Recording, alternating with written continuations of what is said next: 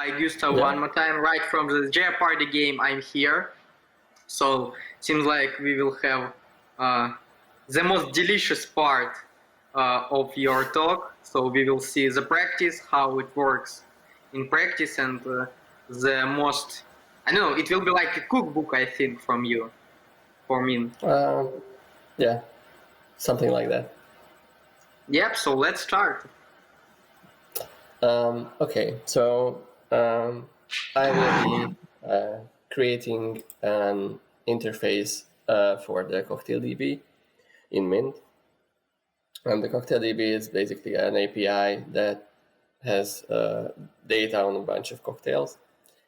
And it's free to use for like this kind of things. So first things that you would need is Mint installed. And to do that, you can just go to the install page and use any of these methods. I'm on Linux, so I would use this URL. Just download the binary and then make it runnable and put it somewhere in my path. But if you're on macOS, then you can use brew to install Mint. With the difference is that there is some pre-requirements like Xcode and some Crystal libraries that it will install for you. So let's just jump in then. I have Mint installed, and you can see that it has all of the commands. So I will just initialize a new project called Cocktail App. And what this does is scaffolds a simple Mint application. I can open that, go into the directory, and open that in my editor, and actually close the previous one. So as you can see here, we have a min.json file. This is used for configuration of your application. It has a source directories field, which tells you where the source files are. Test directories field, which tell you where the tests are located, and has an application object, which is a configuration for the application itself. For example, the title and file to load, inject into the head of the compiled HTML. And basically, it's the head file is used for external loading of external JavaScript files or CSS files, or I don't know, Google Analytics code. In the source directory, we have a main file, which is right now just displaying hello Mint and with some styling. And we have a test as well, which just tests that the hello Mint is there. And to start the development server, we can do Mint start, and we can provide the auto format flag, which will automatically format the code alongside with refreshing the browser when something changes. And it started up their development server on the port 3000. And since I think the tests or something changed, it reformatted our code and we compiled it.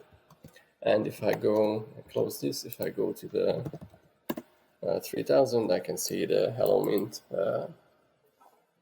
text as styled here. So the first thing that we need to do is get the data from the API. And for that, we will need a store to store it in. And what I do is create a store named application with a separate file. So I will be just creating that file. And here I will create a store with the store keyword, a store named application. And this store will have a state, which will contain all of the cocktails.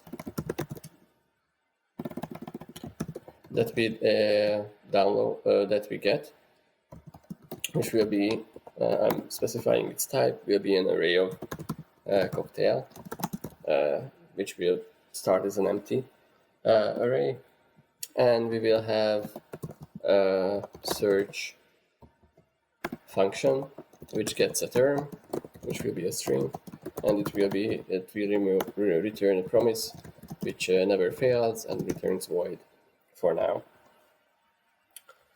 And to actually load something from the API, we need to make HTTP requests, and you can create an HTTP request by using the HTTP module, and it has a get method which will create a request object with the method pre-populated as get. And we will use the search API here. Let me just paste it here. And to actually send this request, we can use the send method. And if I save this, you can see that all the tabs are removed and it was reformatted.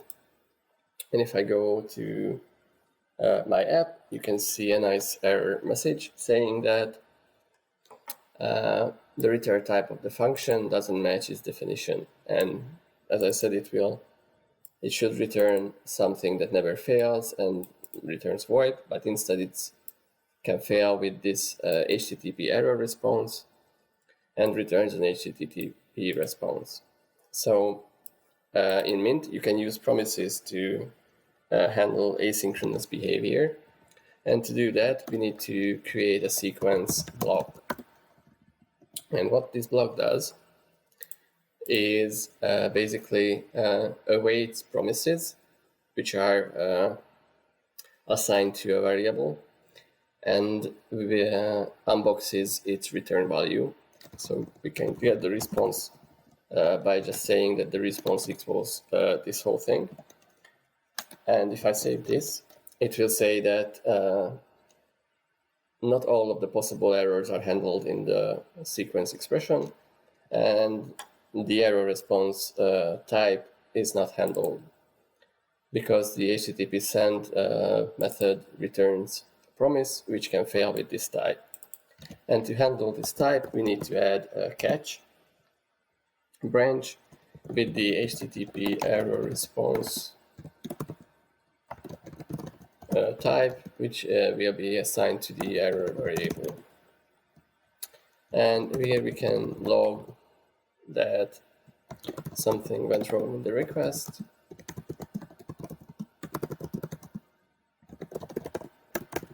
And if we do that, it will say that instead of returning this thing, we just return a string, because debug log logs it to the console and returns what it's given to it. So to fix that, we can use a try block.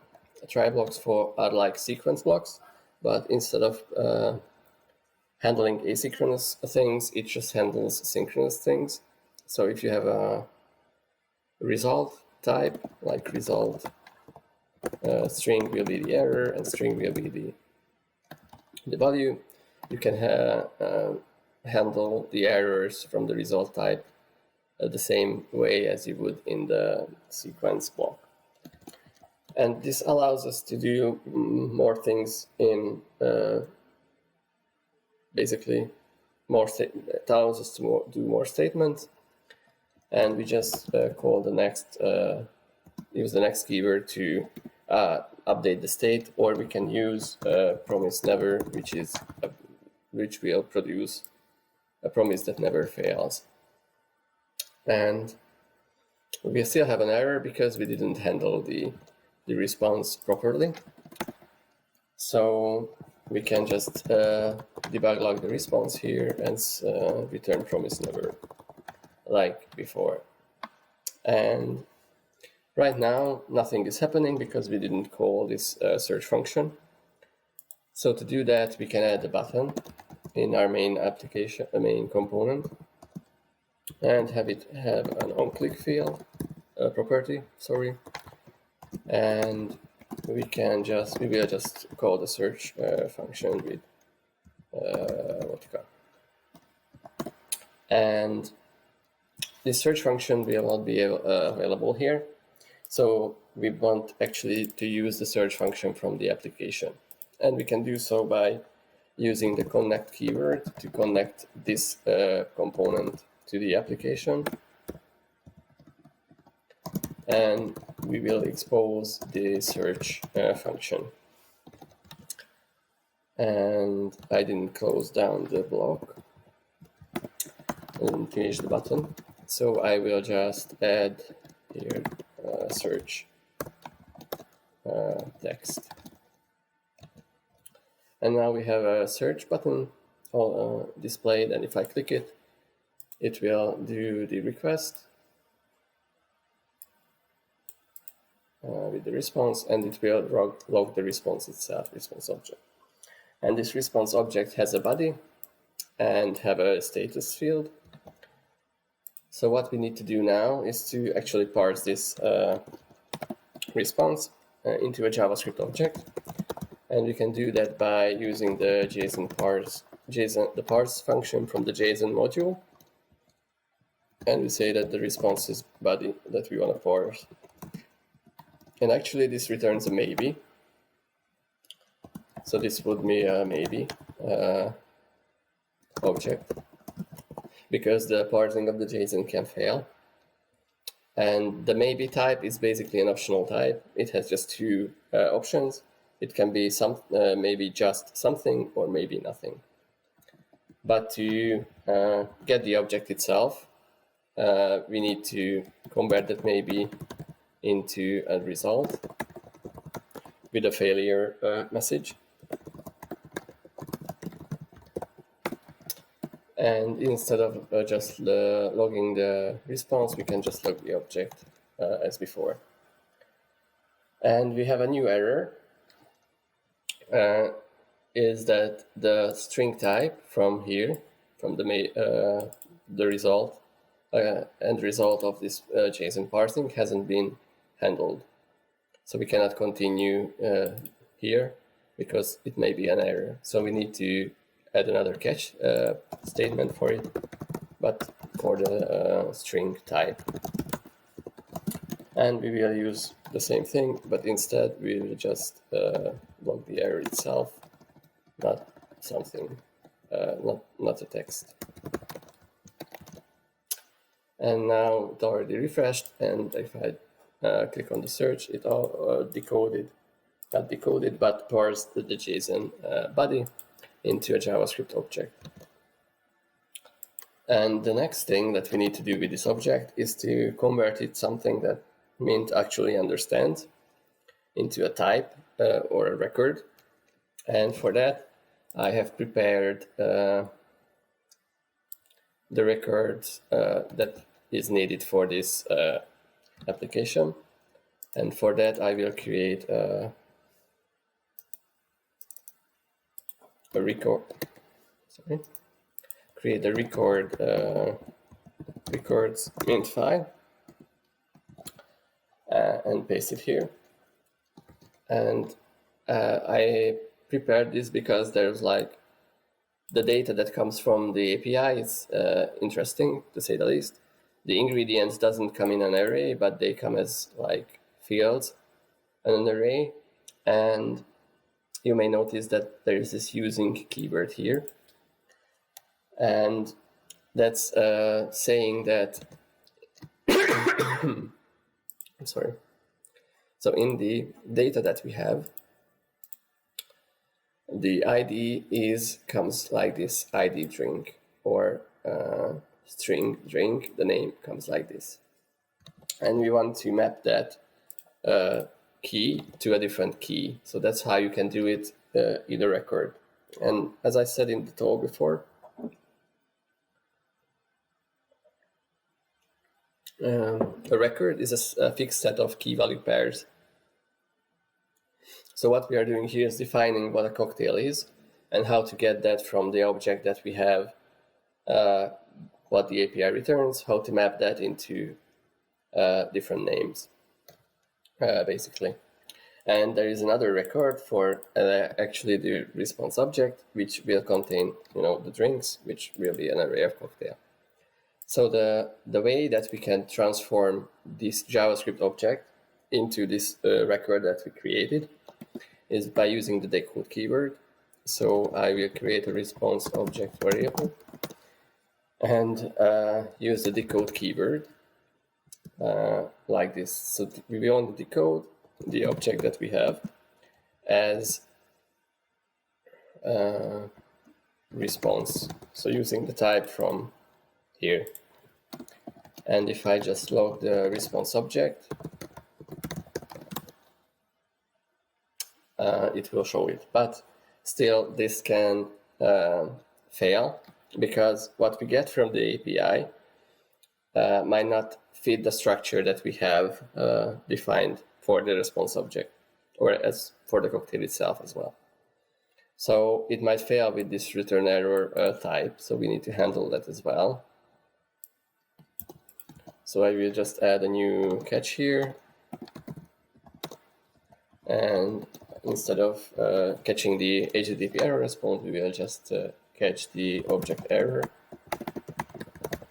And we can say that the API returned malformed request response. And now everything is good again. We can click on the button and we can see that right now it's successfully transformed our object into what we wanted, had different names, and at this point this response object is a typed object. So the compiler from at this point knows that it has that field and it has the cocktails, and the cocktails have those fields which will be that type. So this is how you get a request, parse it to a JSON object, and make sure that it conforms something that the compiler and the type checker actually understands. And at this point, what we need to do is call the next, use the next keyword to set the state to a new state, and we want to set the cocktails of this application, the state of the cocktails of this application, to the response object drinks. And this, if you are using React before, then this is the analog of the set state function. And actually we are using that. You can do that, use the next function in a component. It will use the set state function there.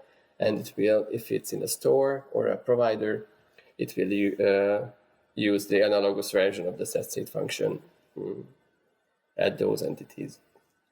So at this point, we have our search function, which goes to the API and gets the data, and we have it typed. And we can make this a little bit nicer. So you see here, there is this pipe operator. And what we can do, what it does is puts the left-hand side into the last position in the function's arguments on the right-hand side. So this can be transformed into this, which looks much nicer, and you can understand it more easily. Okay, so the next thing will be to, display these. And it's pretty easy. We can just expose the cocktails and say in the render function that for each cocktail, count the cocktails. We just need a div, and we display the name of the cocktail. And I will remove this hello mint text here. So you notice this this syntax. This is called an HTML expression, and in in JSX or normal HTML, you would just say you could put any string here. And the issue with that is that actually the white space that you have in your code editor for indenting can mess up the code, the actual HTML itself. and add unwanted white space in places. So in Mint, you can't really do that. You need to explicitly control the white space you have in the HTML templates. That's why you can only add strings here, and that's why you need this HTML expression. So it would distinguish content and from a Mint expression. All right, so we now can push the search button, and it will return all of those cocktails that we searched for. But it looks a bit messy because of our default styling, so I'm just going to remove that. It looks much nicer. And what we need to do next is not just to search for, vodka, which doesn't work because it returns margaritas, because we didn't use a term. And so instead of hard-coded value like that, we can use string interpolation to put the term there. So if I search now, it will return vodka drinks.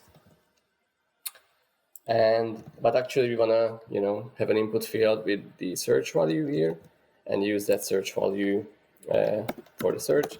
So we can use an input, create an input element, which will have an on-change value like you would in React. It takes an event, and components can have states like like stores can. So we will create a term state for this component, where this is with the default value of an empty string. And when on the onChange event, we will call the next keyword to update the state, and set the term to the value of the event's target, which is the input element. We also need to set the value to the term, and we have the input element, and I can edit it. And instead of just searching for vodka here, we can search for the term, and it should work. And we see that API to return them all from response because there were no drinks. So our error handling works. And if I search for vodka, it should return the vodka drinks. And I will just put margarita here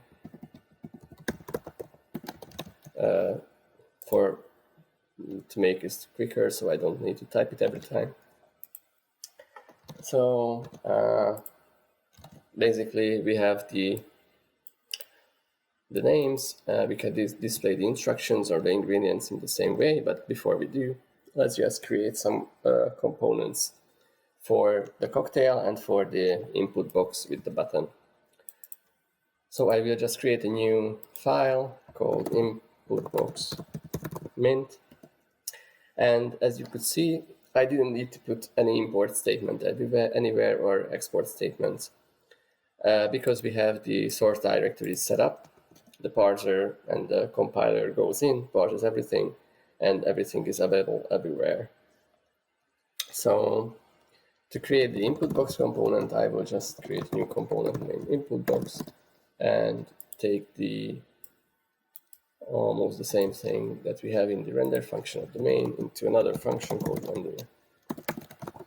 And to make this a bit nicer, we will add some styles for the base, for the input box itself, and for the button as well. And to assign these styles, you can use the double colon and the name to an element. So the base is already there. I can add the input and I can add the button. And we need to move the state from here to this input box. And also I need to connect the application here as well and expose the search function. and we don't need the search function here. And we can, if I save this, we can just use the input box component here. And it should work the same, except that our logic and code is separate in a separate file. And so we can now just add some styling to it, make it a little bit nicer. And I will make this a grid. Let's set the columns to, so the input would fill the whole screen, and the bottom would get the automatic size. For the input, we would set the font family sans serif. And for the button as well. And for the button, we would add some basic styling, remove the border, add some border radius,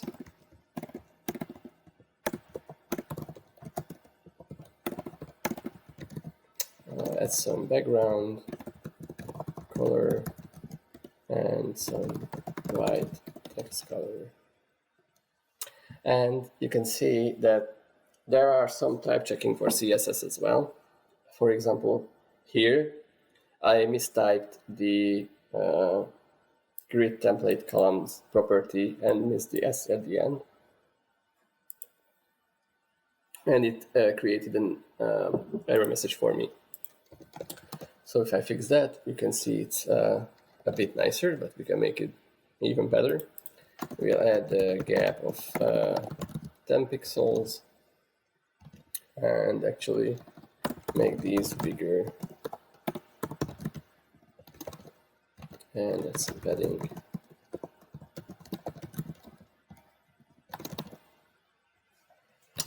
And change the font size for the input as well, and set the border to some no, it's too light, and some padding here as well. So we have a nicer input box. And as for the cocktail, we will create a new component for that as well.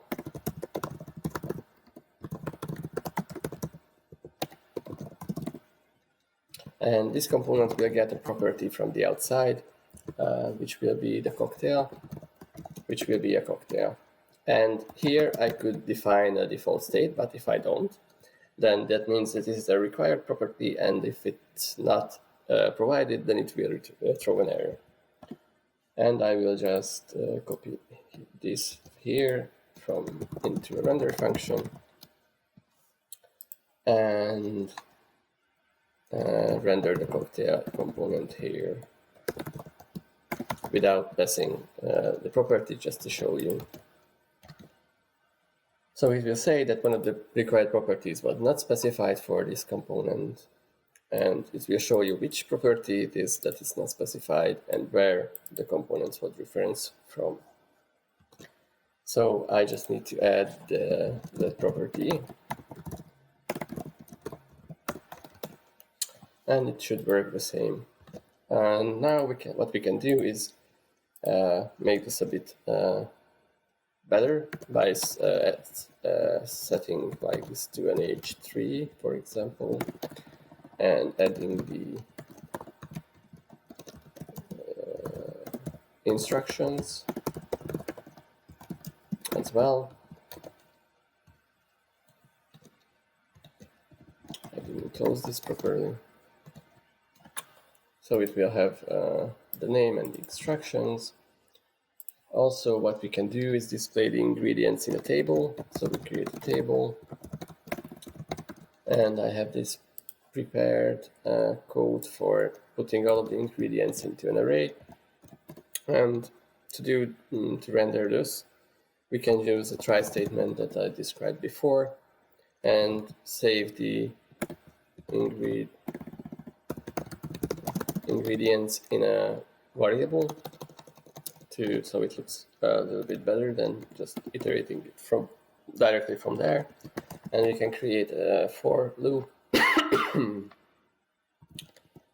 the ingredient. So we are iterating over the ingredients, and here,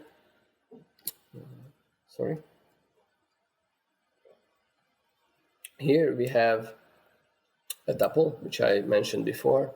It's a two size tuple with both of them is basically a maybe string. So if I go into records and check what the type of the ingredient is a maybe string, because mainly because there could be recipes that doesn't require 15 ingredients, and the first 3 would be a string and the other 12 would be a null. And this, when we decode this object into this record, if there is something null, we can use the maybe to fall back to. So because of this is a tuple, we need to destructure it into 2 variables, and we will use another try statement for that and use the tuple destructuring assignment. So we will destructure the first element in the tuple as name, and the second is measure. And now we can just render the rows. So we will be adding a row with S2 table cells. And the first one will be the name, and the second one will be the measure.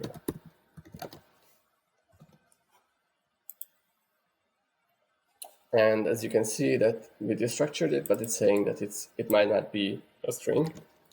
So what we can do here is use the maybe with default function to fall back to the default value if the maybe is empty.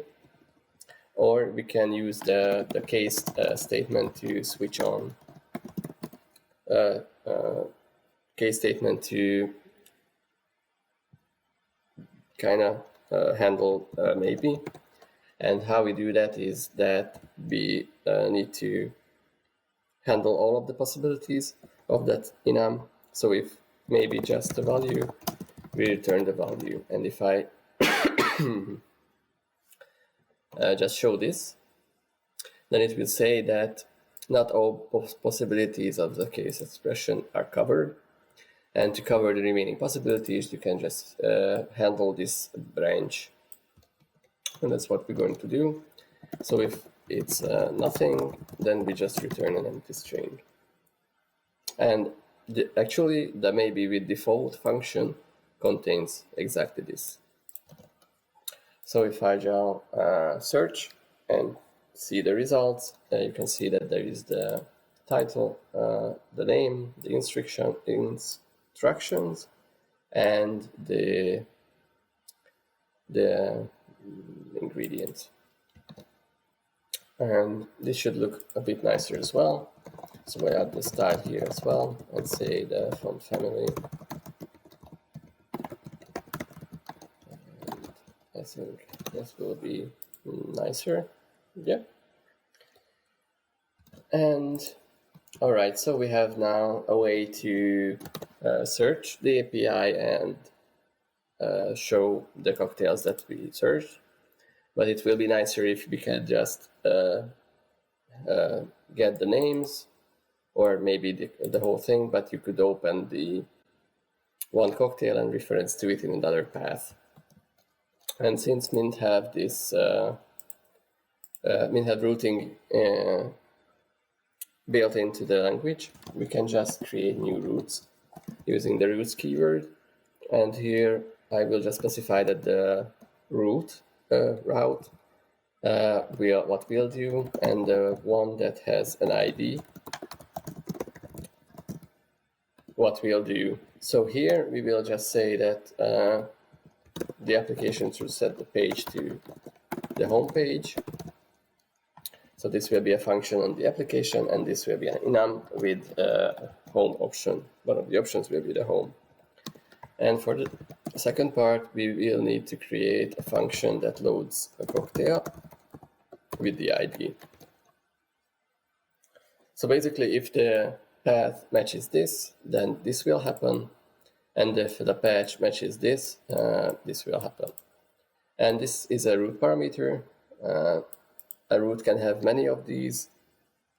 And actually, yeah, so basically it. And then you can specify that if the parameter should be a string or a number or another type entirely. So if I do this, it says that there is no setPage function. So actually we need to implement these. So I'm going to the records file, and I will add the enum for the page, and it will have three options. One is the home page, one is the initial page, and one is the page of a cocktail, which will get which will have one value, and that will be the cocktail. So we have the initial page here, because if you load a cocktail and start with the home page, then it will flash the input box and the search and the button before showing the cocktails. So that's why I usually add an initial page, initial value for these enums, to have like a blank page at the start when the application is loaded. So we need to define our new two functions. One will be the setPage function, which will be an easy one because it gets a page and sets the page state, which I will create momentarily, which will be a page, and it will be the initial page.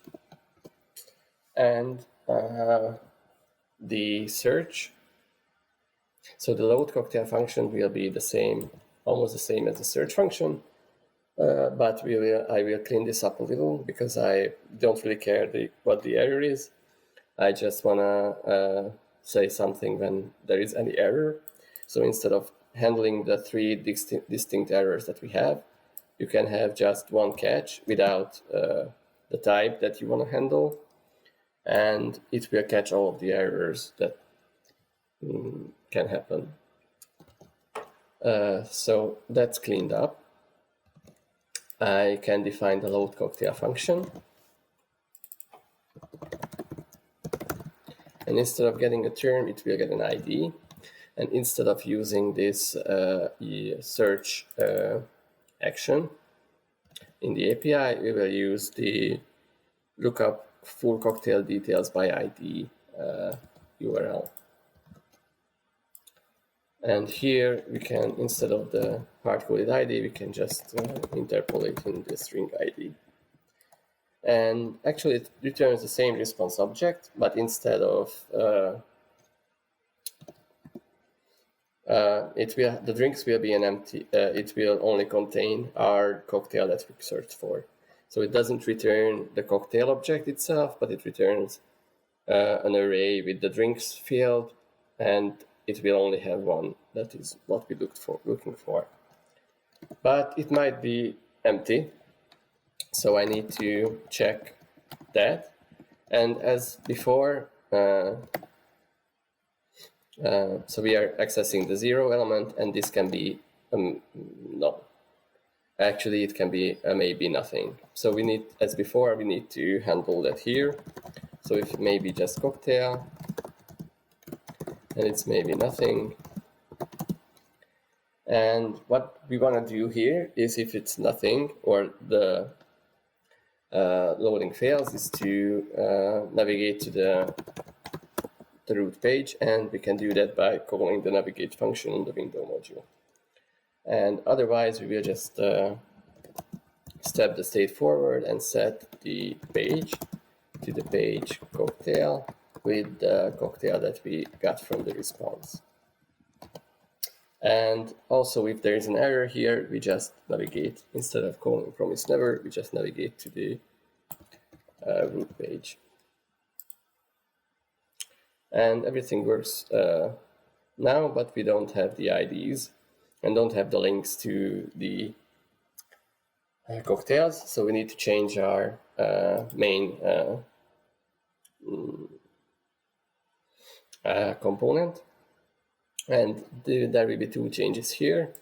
One, that we need to handle which page it is, and based on the page display different things. And the second is to add the link to our cocktail. So we can add the case statement here for the page, and actually can expose the page. And if the page is the initial page, we just display nothing. Basically, this is a fragment, and we display nothing in it. For the home page, we return a fragment as well with the input box and our cocktails. And we need to add a link to our cocktail here. So we will interpolate here the ID of the cocktail and put the whole thing in a link.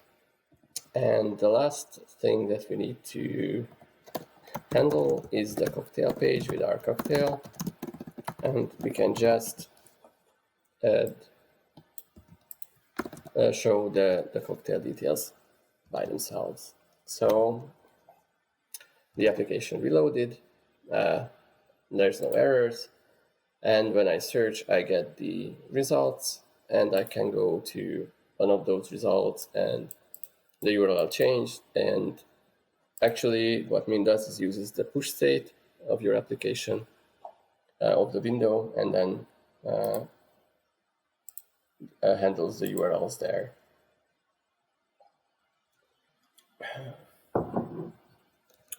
So we have now the details page and the search page, and basically it works.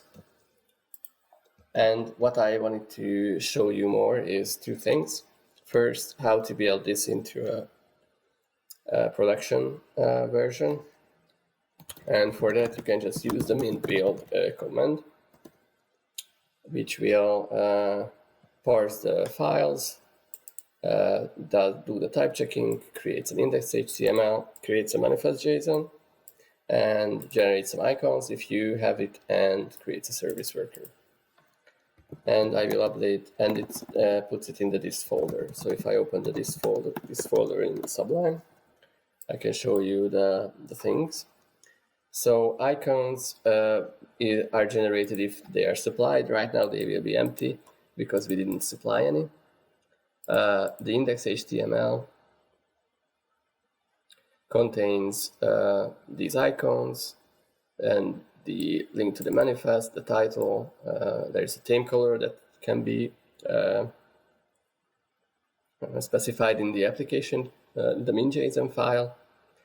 It loads the service worker and our code, and also it shows a message if someone tries to open it without JavaScript running. We have our index.js, which is our compiled file with our CSS inside. So if I open this up, it will contain, this is the runtime in the top line. This is some glue code. And from here, it's our compiled code. No, here is our compiled code. And here are the CSS that is compiled. So maybe in the future, these will be compiled into a separate CSS file, and will probably not be part of the compiled.js code. And it creates a service worker which has a cache key, which is a hash calculated from all of the files that are in the dist folder. And what it does is just creates a cache and puts everything inside, puts every asset that generated into the cache. So the next time the user comes to your site, it will be reloaded. And we have the manifest.json, which is automatically created. So if there is an icon specified, a theme URL, and all of this can be specified in the min.json file. And if it's filled and someone wants to install this as a progressive web application, they will be able to do so directly. And with that, your application will work offline automatically. So, and the next thing that I wanted to show you is how to use packages in Mint. So I'm developing this UI library called Mint UI. It's no surprise since I did 4 of them before. And it has some components that we can use for this cocktail app. And I want to use the button, the input box, and the card. And to do that, I need to add one field here called dependencies, and the name of the dependency, in which case this is Mint UI, the repository, which it will be loaded from. So Mint has a decentralized package system, which means that all of the packages are basically GitHub repositories, and the versions are the tags that you have in the repository. And the way that you specify that is in the dependencies to specify the repository. For Mint UI, this is in the Mintlang organization, and you define a constraint. And if you have used Mint before, this might seem familiar. You start with the lower version, which in this case will be 0.0.0, and the version should be more than that, and it should be less than the upper version. And done that, I can just call Mint install and see that there is like an invalid field because I mistyped dependencies.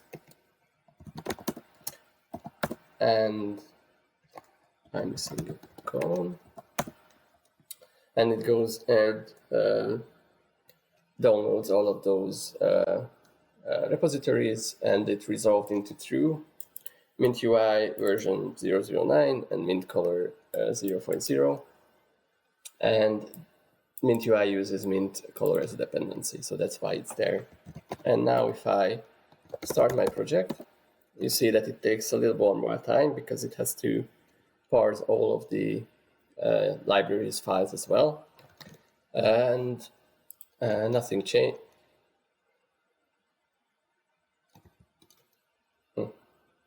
So something is wrong with the dependency. I'll try to fix it.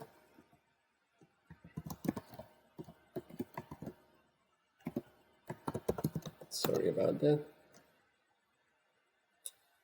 But it allows me to show you that where Mint stores the packages in the temp folder. So if I just remove that and install it again and remove the Mint folder as well from the application and call Mint install again, it should work properly this time, I hope.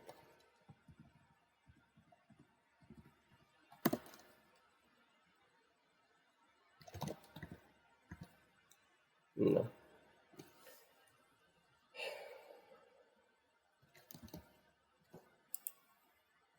So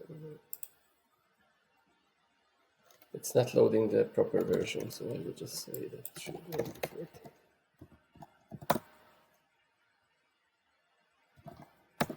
Oh, it should be better. Okay, so it's now loaded it. There's no errors. So what we can do is go into the input box and replace these with the ones that are coming from the UI library. So I can just say here UI input instead of the element, and it will take almost the same properties. Instead of the element, it will already return the value, so I don't need to get it from the DOM element itself. And here, instead of the button, I can just use a UI button. And it has a slightly different API. It has a label property. and it takes an event instead of not taking anything. And it's now using these, but there are no styles to it because we haven't provided a provider. But since I'm here, I can just remove these two styles because they are not used. So to add the provider here, I just need to say that UI theme root. So this will add the styles for the root into the root HTML element. And now we have the input with the styles and the search button with the styles. And as you can see that I'm using from here the dark mode version. So it Mint UI already detected that my operating system using the dark mode, and that's why you see the dark mode, but it has a light mode and the dark mode. And to make the page use that, we need to wrap this into a page, UI page component, which will use the proper background color.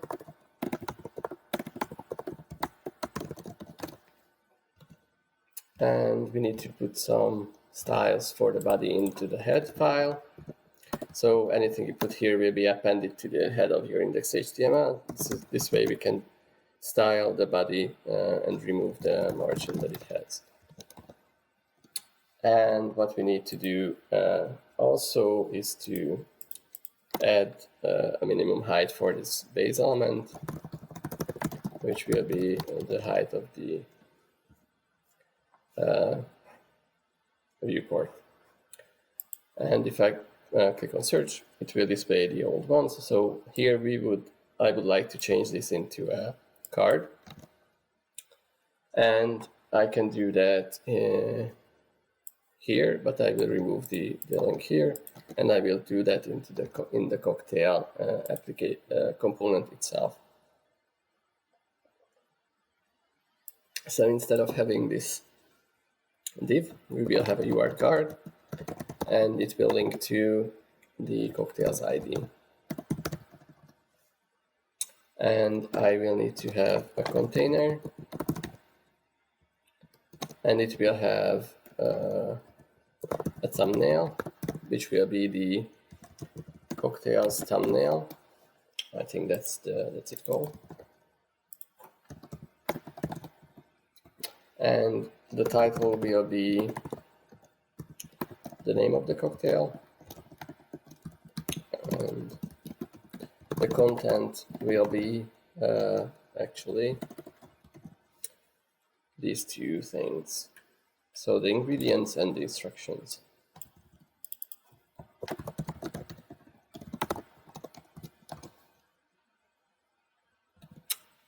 And something I didn't do right.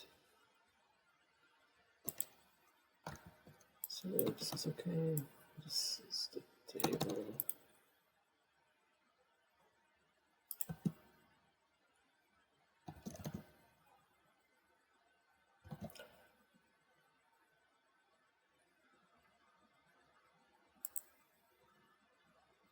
Yeah, I missed the closing thing. And it's not called a UI container, it's called a UI card container. And if I push the search button now, I have this nice cards. But actually, I didn't want to put the thumbnail here. Actually, I wanted to put it before the whole thing. So I will remove the thumbnail from here and add a UI card image, which points to the thumbnail.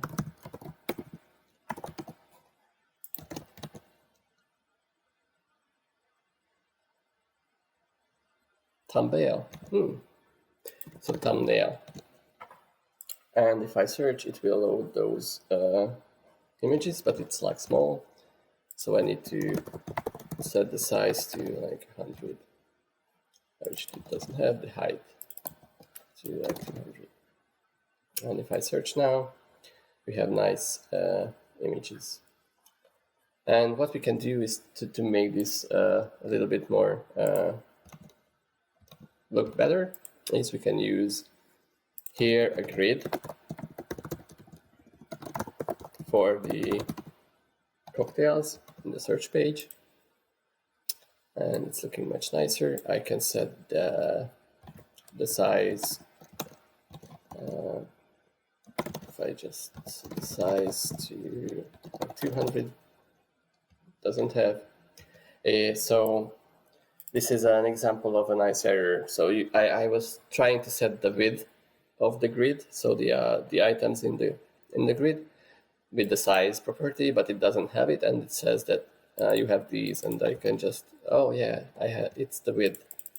So I set the width, I set the gap, and maybe a bit more, like 400. This is too much. Okay, 300, and now we have a grid of cocktails, but it kind of overlaps.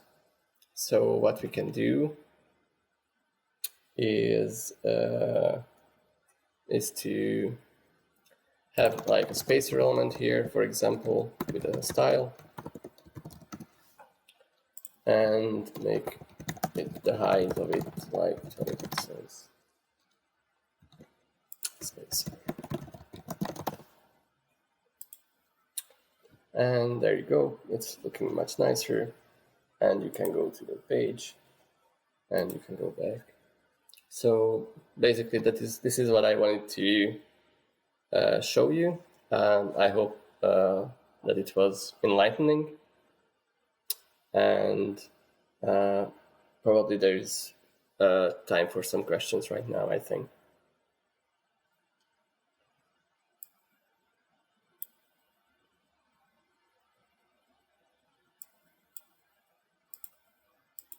Anybody there? Yeah. Could somebody connect me to Gusztáv? I heard you now. I'm here. Hi, one more time. Yep. So there are a few questions actually. I think some of them will be discussed in discussion zone. Yeah, but I want to cover some of them right here. So the first question: how can we debug a Mint application? You can use the old console log approach, tried and true, and you can put debugger statements in inline JavaScript. So that's another way. Mm-hmm. And in the future, there might be some dev tools for this as well. The interesting thing is, since it's using Preact, that you can use the Preact dev tools to debug things as well. So these are the options. Okay, and does Mint have something like source maps and result compiled code or not? No, it doesn't really have source maps. So that's another feature that can be added later on. Okay. So the next question is, I think, pretty easy. Do we have an ability to pass reference of function to property instead of creation new lambda? Yes, I can show you in the input box. So you can move this into a function like called handle change, and put it here, so we can reference it directly.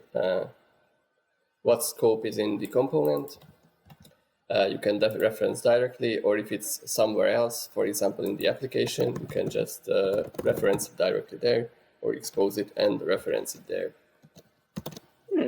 Cool. Okay, going to the next one. Can we set the version of result JavaScript? For example, I saw that instead of fetch, Mint use XML HTTP request directly. Could we change it like, I don't know, to use fetch directly? So could we set a target of our compilation? That's not really a target. It's actually the standard library uses XML HTTP request. So you can create a new HTTP. Oh, not here. Sorry. So you can create a new module for it and implement it yourself. There is no actually downside to that. I can show. Here's basically how it's implemented. In one, it creates a promise and does the XML HTTP request. So there is no reason why someone could create another module that are using the fetch.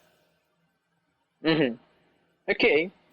The next question. As far as I heard, React is being used under the hood. How does Mint deal with memoization? Should developers care about components rendering? If yes, it will be cool to see an example. Sorry, I didn't really understand that. So can you repeat? Yes, the question is related to, should developer care about components rendering, about the performance of component, and how does Mint deal with memoization? So how could we store? Yep. So Mint uses the pure component under the hood, so it checks something like the pure component. So it checks the properties that come, and it checks in the it checks with the same comparison function that is used anywhere in Mint. So that helps with the optimization. But if you really want to get down to the metal, you can define the should component update function as well, like in React component, and use inline functions, inline JavaScript there to check the arguments of the function, and then you can compare there and return false to skip updating. And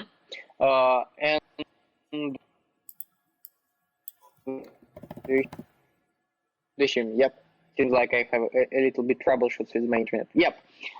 So in related to this question, could we not could we where should we define, for example, like connections to, I don't know, for example, a WebSocket? Yep. In which section of component should we connect our component to something like, I don't know, or Firebase or something like that? So for WebSocket, I would say that there is the provider that does that, and providers are like, I don't know how to actually describe it, but you could say that if I find the config. So there is this configuration for a WebSocket, and here what you can do is to use the WebSocket provider and provide all of these functions. And when the component gets rendered into DOM, it will connect to the URL specified in the WebSocket, and you get the events from that WebSocket connection. So providers are like, if the component is in the DOM and rendered, it can do things and provide like WebSocket messages, or provide the size of the elements that are passed to it, or provide the size of the window. So that's how you would use a WebSocket. And for Firebase, probably the same thing. You can write a provider for that, and that's the best way to do it. Cool. The next question. Is it some equivalent of service inside Mint? Could we move our logic of fetching, for example, into separated module, class, function, whatever? Yes, I didn't talk about it, but you have modules. Basically, you can define any with any name, and it only can have constants and functions inside it. And yeah, we could move this load cocktail logic or the search logic into let's say, an API module and call it here directly.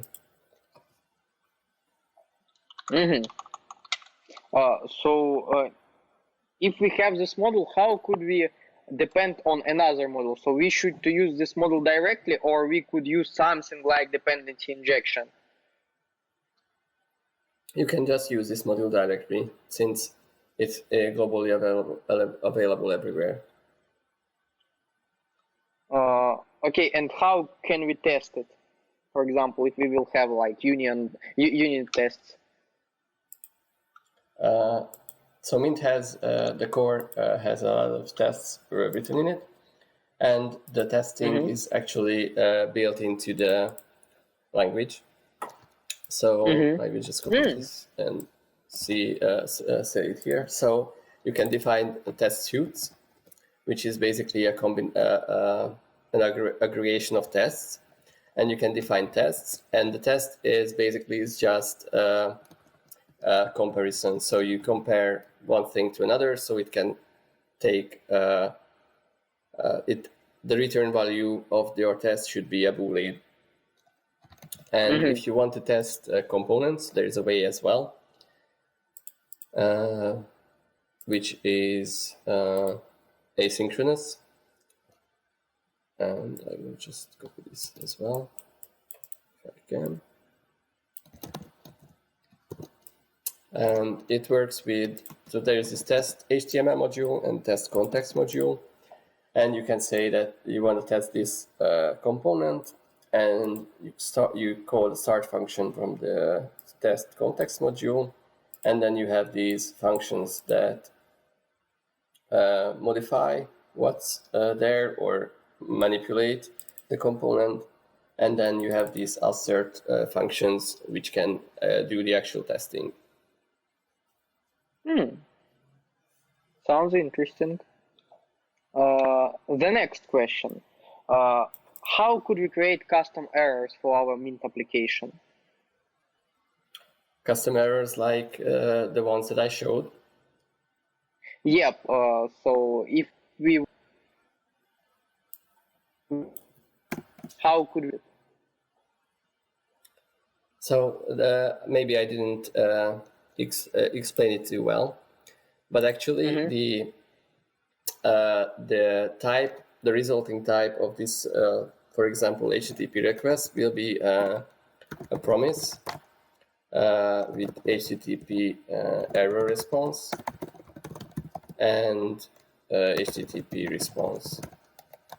So this part is where the custom error is, or if it's not asynchronous, the error part of the result will be called. And simply you need to just return like a result error with something, and this type will be checked by the compiler, and you need to catch whatever that is returned from a function like this, or just create a rejected promise with some value, and this is the value that this will be a custom error, basically. By the custom errors, I mean like custom types of error. For example, if I want to throw something like, I don't know, incorrect password exception. So if you want to do that, you can use an enum for that, like errors and password mismatch. And what you do is you would either return the result error with errors password mismatch, or if it's asynchronous, then you would create a rejected promise with that enum. But it can be any type. It can be a record, it can be just a number, it can be an enum. Yeah, cool. Sounds great. And maybe you answer it, but seems like it should be asked. Yep. Why did you choose try-catch approach for handling errors instead of either or result monad like in Rust, Haskell, or Camel? Sorry, the instead of, I didn't understand. Either monad or result monad. Do you know that we will have like, so maybe it's a container which could have only value Yeah. or none. Yep. Yeah, so And either could have like left or right. we have, you can implement that if you would like, but I went with the try catch and the sequence and parallel blocks because it's more easier to read.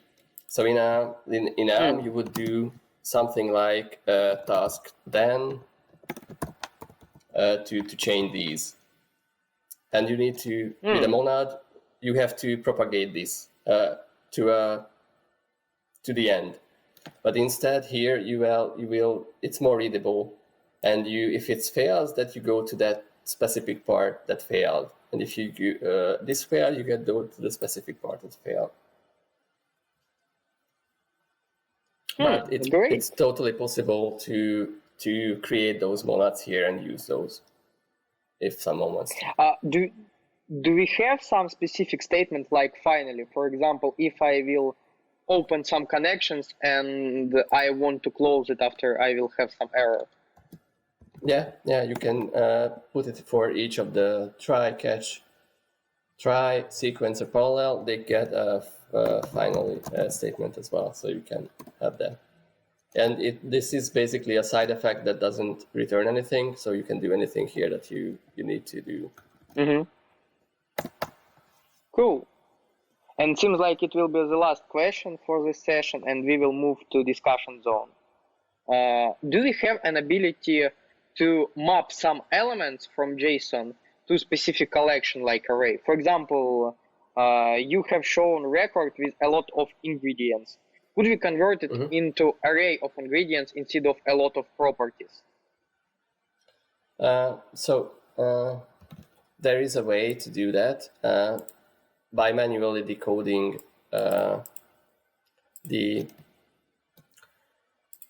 JSON. So there is the JSON this object decode module, which is there. So you can pass a field or how Elm does it. Basically, you can put together a decoder yourself, written in Mint, and map those parts to an array if you really want to. But automatically, there is no way of doing that. So it has to be done manually. Cool. Seems like we've done it. Thank you a lot for this talk and for previous talk. It's really awesome for me and really awesome. A really nice code session. Thank you a lot. Yeah, thank you too. Yeah, and it was a and pleasure seems to like you. yeah, and for me too. And like we will go into the discussion zone. Our audience could join us and talk about everything related to the Mint or compilers or in any related or non-related topics. Yep. So see you in discussion zone. Yeah. Hello. Yeah, Thank you too. guys for it.